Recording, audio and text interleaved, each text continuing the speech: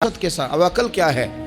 نبی پاک صلی اللہ تعالیٰ علیہ وسلم نے فرمایا، کسی نے پوچھا یا رسول اللہ صلی اللہ علیہ وسلم بہترین مومن کون ہوتا ہے؟ تو نبی پاک علیہ الصلوۃ والسلام نے فرمایا جس کا اخلاق زیادہ اچھا ہو۔ تو یا رسول اللہ عقل مند کون ہوتا ہے؟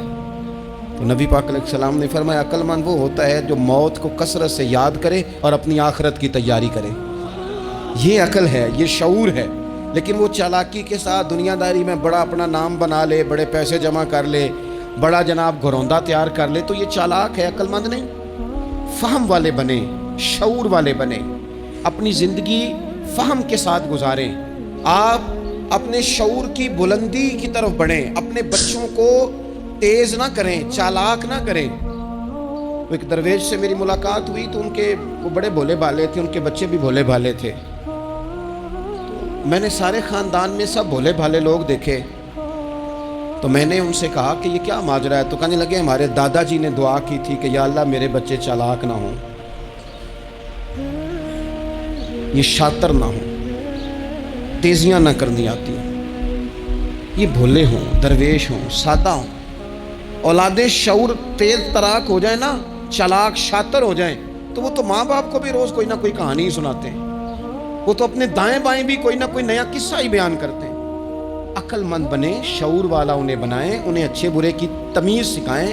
یعنی شعور چلاک آدمی تو حلال حرام کی پرواہ نہیں کرتا، بس وہ دیکھتا ہے میں نے پارٹی کو قابو کیسے کرنا ہے۔ لیکن عقل مند وہ ہوتا ہے جو دیکھے کہ یہ میرے لیے جائز ہے کہ ناجائز ہے، محنت سے کام کرے، شعور سے کام کرے، لیکن لقمہ حرام کبھی اپنے گھر داخل نہ ہونے دے۔ یہ شعور ہے، یہ بلندی ہے۔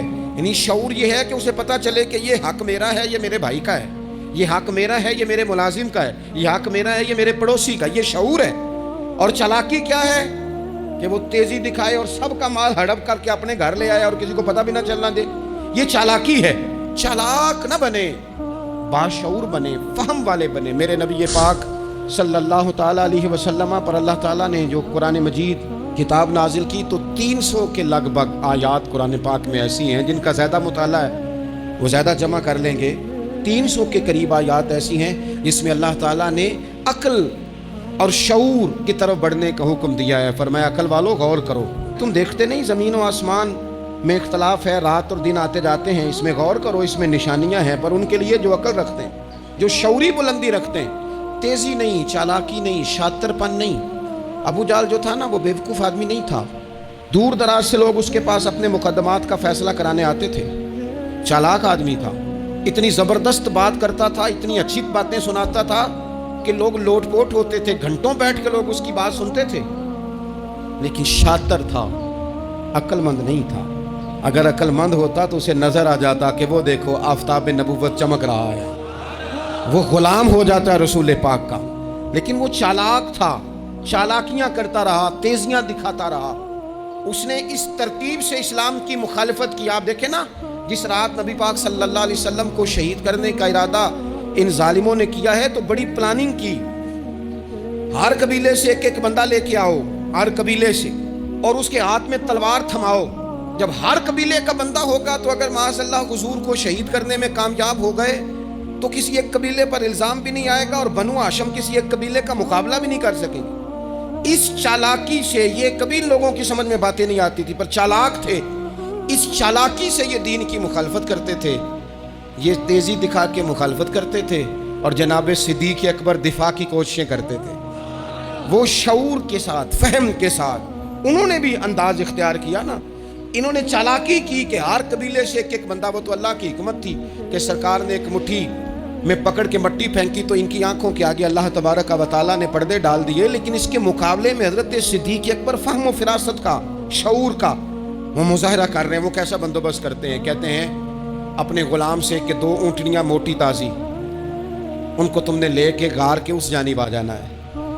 اپنے غلام سے کہتے ہیں کہ تم نے ان اونٹنیوں کو وہاں پہنچانا ہے۔ بیٹے سے کہتے ہیں سارا دن کام کاج کے سلسلے میں ادھر ادھر جانا اور کافروں کی باتیں سن کے پہنچانا کہ نیا منصوبہ کیا بنا رہے ہیں۔ اپنی بیٹی سے کہتے ہیں پتر کھانا پکا کے، کل کا باسی نہیں، تازہ پکا کے، اور پھر اس کو تیار کر کے، اور بیٹا دن کے اجالے میں نہیں، رات کے اندھیرے میں آنا۔ اب یہاں اقبال بولے، اقبال کہنے لگے جب عشق سکھاتا ہے آداب خود آگاہی، عشق بھی ایک عقل دیتا ہے. جب عشق سکھاتا ہے آداب خود آگاہی تو کھلتے ہیں غلاموں پر اسرار شہنشاہی. پھر وہ غلاموں کو بادشاہ بنا دیتا ہے. تو کہا رات کو وہاں کھانا پہنچانا یہ ان کا شعوری فیصلہ ہے. اور رستے میں حضرت صدیق اکبر بھی شعور کا مظاہرہ کرتے ہوئے حضور کو لے کے جا رہے ہیں. انہوں نے بھی پلاننگ کی, منصوبہ بندی کی, پر چالاکی سے حضرت صدیق اکبر بھی اپنا شعور استعمال کر رہے ہیں. رستے میں ایک شخص ملتا ہے جناب صدیق اکبر کو. یہ شعور ہے, یہ فہم ہے, یہ فراست ہے. ایک شخص رستے میں ملتا ہے. عرب کے اندر ایک رواج تھا کہ کبھی کبھی نہ کوئی ہادی ساتھ لے لیا جاتا تھا. ہادی اس کو کہتے تھے جو رستہ دکھاتا تھا آگے آگے. وہ کچھ تھوڑا بہت نذرانہ لیتے تھے, رقم لیتے تھے, رستہ دکھاتے تھے. چونکہ رستہ بتانا بڑی دور دور تک آبادی نہیں ہوتی تھی تو پوچھیں گے کس سے اگر بھول گئے تو ایک شخص ساتھ رکھ لیا جاتا تھا. رستے میں ایک شخص ملا جو مدینہ شریف سے جا رہا تھا مکہ مکرمہ. حضرت صدیق اکبر کو وہ جانتا تھا, نبی پاک علیہ السلام کا بظاہر آشنا نہیں تھا. حضرت ابوبکر صدیق سے پوچھتا یہ کون ہے؟ اب حضرت صدیق اکبر کا شعور دیکھو, وہاں شعور اسلام کی مخالفت میں چلاکی استعمال ہو رہی, یہاں شعور دفاعی اسلام میں استعمال ہو رہا ہے. یہ فہم ہے, یہ عقل ہے.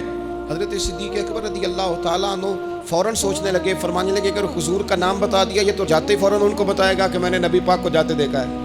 وہ کہنے لگے کون ہے؟ آپ سوچ میں پڑ گئے یہ کون ہے؟ تو حضرت صدیق اکبر نظریں جھکا کے, ہاتھ باندھ کے حضور کی طرف چہرہ موڑ کے کہنے لگے یہ میرے ہادی ہیں, یہ مجھے رستہ دکھاتے ہیں.